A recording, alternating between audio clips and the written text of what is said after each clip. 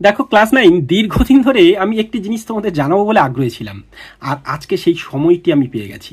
দেখো এখানে third summative evaluation অথবা যারা সেকেন্ড সামিটিভ দেবে অথবা কারো কারো ক্ষেত্রে ফার্স্ট সামিটিভ ইভ্যালুয়েশন, যেখানে তোমরা দাও কারোর ক্ষেত্রে অপনয়ন, কারোর পরিবর্ত, কারোর তুলনামূলক, কারোর বজ্রগুণন, কোনো না কোনো পার্টটা পড়েই থাকে একটা সমাধান নির্ণয়। তা যেহেতু থার্ড সামিটিভ ইভ্যালুয়েশন 100% পড়বে, তা আমি এই ভিডিও পর্বটি প্রত্যেকটি ইউনিট টেস্টের জন্য ইম্পর্টেন্ট মনে করি।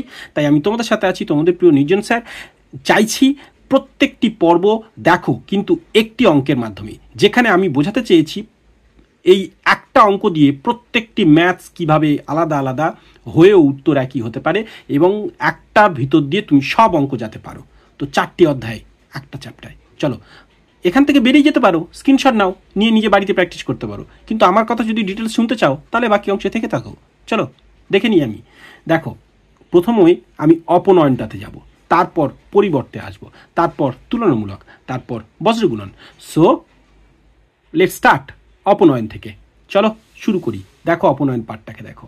অপনয়ন পার্টটাকে দেখার জন্য আমরা পিকচারটাকে একটু জুম করে নেওয়ার সময় দাও আমাকে।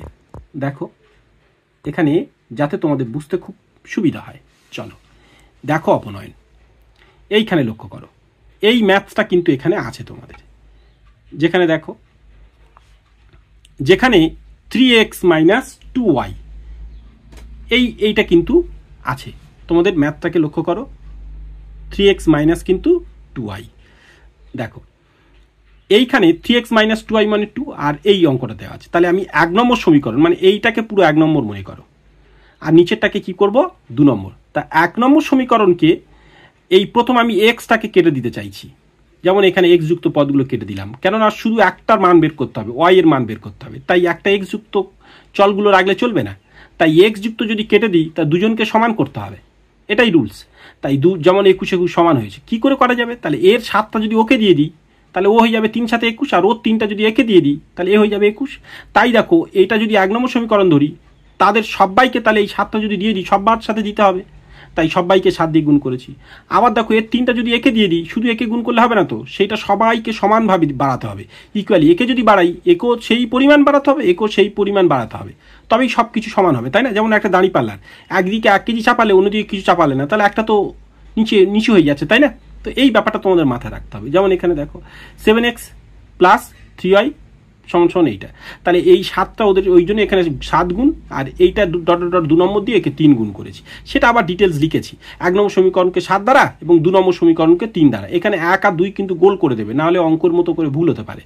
3 দ্বারা গুণ করে পাই। তাই দেখো এদেরকে সবাইকে 7 দিয়ে গুণ করি, 3 7 21, 7 2 14, 7 2 14 এসছে, এটাই এসছে, কিন্তু তার চিহ্নগুলো সব যেমন আছে তেমন থাকবে। এখানে যদি 3 দিয়ে গুণ করি, একে 3 দিয়ে 3 7 21, দেখো 21 এসছে। আর এখানে কি 3 3 কে 9, দেখো 9 এসছে, এটা গুণ করে এটা এসছে। কিন্তু আমি লিখেছি যে বিয়োগ করে পাই। বিয়োগ করলে কি হয়? মনে করো আমি একটা সংখ্যা, যেমন 7 থেকে 3 বিয়োগ করছি, তাহলে এখানে তো আমার বিয়োগ চিহ্ন দিতে হবে, দিয়ে তবে তো আমি দাগ দিয়ে 7 থেকে 3 বিয়োগ করে 4 বসাবো, তাই না? তাই আমি এইটা এদের সবাইকে যদি আমি বিয়োগ করে পাই, তাহলে নিশ্চয়ই নিচের চিহ্নগুলো বদলাতে হবে। যেমন এখানে 7 থেকে 3 যদি বিয়োগ করে 4 একটু আগে বললাম, তাহলে 3-এর পাশে কিছু নেই, মানে কি প্লাস চিহ্ন আছে, তাই না? তা এও তো 7-এর কাছে কিছু নেই, মানে প্লাস চিহ্ন, তবে 7 আর 3 10 হওয়ার কথা। কিন্তু বিয়োগ চিহ্ন যদি যতক্ষণ নিচে না দিই, এই প্লাসের নিচে, তবে তো বিয়োগ করে 4 উত্তর করা যাবে না, তাই না? তাহলে তখন 3-এর সাইন যে প্লাস, সেটা কেটে গিয়ে, এটা কিন্তু গুণ, ওটা আলাদা ব্যাপার।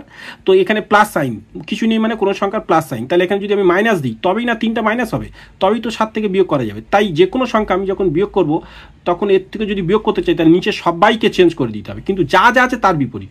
যেমন 21x নিচেরটা, উপরের কিন্তু নয়, উপরের চিহ্ন যেমন আছে তেমন থাকবে। এখান থেকে পেয়েছি আমি, নিচেরগুলো এখান থেকে পেয়েছি, কিন্তু এবার নিচেরগুলো চিহ্ন বদলে দিচ্ছি আর কি, কেন এখানে লিখেছি বিয়োগ করে পাই। তাই এবার দেখো বিয়োগ কেন করছি, উপরটা 21টা x এখানে প্লাস, আর এটাও 21টা x এখানে প্লাস, তাহলে বেড়ে গেলে একই চিহ্ন হলে বেড়ে যাবে, 42 হয়ে যাবে, তাই না? কিন্তু আমার তো কেটে দিতে হবে, তাই একটা মাইনাস দিতে হবে। তা আমি বিয়োগ করে পাই যখন, এখানে 21x এর কিছু নেই বলতে প্লাস, তাহলে তাকে আমি কেটে এখানে কি মাইনাস দিলাম, এখানে প্লাস আছে, তার চিহ্ন কি হয়ে যাবে মাইনাস। কিন্তু এই চিহ্ন না, উপরের কোনো ভূমিকা নেই এখানে, এখানকার যা চিহ্ন থাকবে তার বিপরীত। যদি এখানে মাইনাস থাকতো তাহলে এটা হয়ে যেত কি প্লাস। এখানে কিছুই নেই, মানে প্লাস আছে 129-এর আগে, তাহলে এখন কি চিহ্ন দিলাম? মাইনাস। তাহলে এবার এটা ছেলে 21টা মেয়ে 21টা। ও আচ্ছা, ছেলে 21 মেয়ে 21 তোমরা বুঝতে পারছো না, তাই না? তো অলরেডি আমি এই মজা করে অঙ্ক করেছিলাম আমাদের ছেলে মেয়েদের জন্য। 5 স্টেপস, আমাদের 5টা স্টেপস শিখলে যে কোনো অঙ্ক পারতে পারবে, এরকম আমি প্রথম চ্যানেলে দিয়ে রেখেছি। The 5 steps of math with নির্জন স্যার বলে আলাদা প্লে লিস্ট করা আছে, এটা তোমরা সার্চ করলেও পেয়ে যেতে পারো। ওই 5টা স্টেপস, অর্থাৎ তাতে মিডিল টার্ম থেকে শুরু করে বজ্রগুণন থেকে শুরু করে তার বিভিন্ন ধরনের মজার মজার নিয়ম, যেমন বউ টানাটানি বলেছি, বজ্রগুণন যেমন বলেছি, বাবা মা বলে ছেলে মেয়েদের সম্পর্ক, তারপরে বিয়ে দেওয়া, নানান ধরনের মজা করে করে এই অঙ্কগুলো আমরা করেছি। যাই হোক, এখন সেটা ক্লাস 10-এর জন্য খুব ইম্পর্টেন্ট, কাজে লাগবে তোমরা যখন 10-এ উঠবে। আচ্ছা, যে কথা বলছিলাম, তাহলে এই দুটো কেটে গেল, এর কিছু +21 আর -21, মানে ছেলে 21টা মেয়ে 21টা কেটে গেল, মানে ছেলে মেয়ে সমান সমান, তাই না? এখানে দেখো এই 14টা মাইনাস আর 9টাও মাইনাস, তাহলে সব মাইনাস মাইনাস একই চিহ্ন হলে বেড়ে যাবে, তাই মাইনাস চিহ্নই থাকবে। কিন্তু আমি এটা মেয়েদের দিয়ে বুঝিয়েছিলাম, এটা 14টা মেয়ে, এটা 9টা মেয়ে, তাহলে একই মেয়েরা হলে কি যোগ করতে হবে, টিউবওয়েলে আড্ডা দেওয়ার মতো। 14 জন প্রথমে এসেছিল, পরে 9 জন এসছে, তাহলে মোট আড্ডা আরও বেড়ে যাবে, 23 জন। তারা কি হবে? ছেলে হয়ে যাবে কি?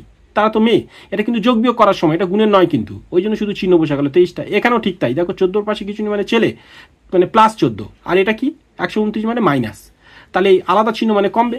কিন্তু এইটার থেকে এইটা বিয়োগ করে দেওয়ার পর 15 কত? 115, কিন্তু কারা বেশি? মাইনাস ফিগার, তাই মাইনাসটা হলো। তাই এবার পরের লাইনে শুধু ওয়াইটা রেখে -23 নিচে চলে গেল, এটা গুণের সম্পর্ক। 23 হয় মানে 23-এর সঙ্গে ওয়াই গুণ হয়ে আছে, তাই ওপারে গিয়ে নিচে গেল, কাটাকুটি করে 5, আর এই মাইনাস মাইনাস কেটে গেল, তাহলে ওয়াইয়ের মান কত বেরোলো? 5। এইভাবে 1 নম্বর সমীকরণ এবার ওয়াইয়ের মান বসিয়ে পাবো। 1 নম্বর মানে কোনটা বসিয়েছিলাম? এইটা, তার মানে এই অংশটুকু বসাবো, তাতে ওয়াইয়ের জায়গায় যে উত্তরটা এক্ষুনি হলো 5 সেটা বসিয়ে দেবো। তাই আবার বসিয়ে নিয়েছি, দেখো ওই 1 নম্বর সমীকরণটা বসিয়ে নিয়ে ওয়াইয়ের জায়গায় 5টা বসিয়ে দিয়েছি, দিয়ে এটা কিন্তু গুণ নিচের দিক ধরে বসাবে।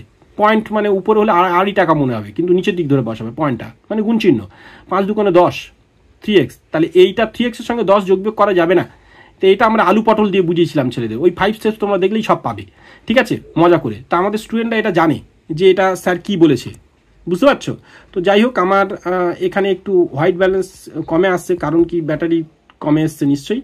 তো এক্সপোজার দেখে একটু চেঞ্জ করে কিছু করা যায় কিনা দেখো, এইখানে লক্ষ্য করো। তাহলে এইখানে 3x আর এইখানে -10টা, যেহেতু এর সঙ্গে এর যোগ বিয়োগ করা যাবে না, কেন এটা চল আছে, এটা চল নেই, তাই এটা ওপারে পার করিয়ে দিলাম, কেন এর সাথেই করা যাবে। তাহলে এটা মাইনাস ওপারে গিয়ে হয়ে গেল প্লাস, তাহলে 10 আর 2 যোগ করে কত হলো? 12। তা 3x এবার এখানে গুণের সম্পর্ক, তাই যেমন এখানে মাইনাসের বিপরীত প্লাস, তাই পাশে বসলো। এখানে গুণের সম্পর্ক, গুণের বিপরীত ভাগ, তাই নিচে বসলো। কেটে গিয়ে 4, তাহলে x এর মান 4 হলো, y এর মান 5 হলো। অতএব নির্ণয় সমাধান x আর y 5। এইভাবে প্রত্যেকটার উত্তর, যে কোনো পদ্ধতিতে উত্তর সব একই হবে। এবার আমরা চলে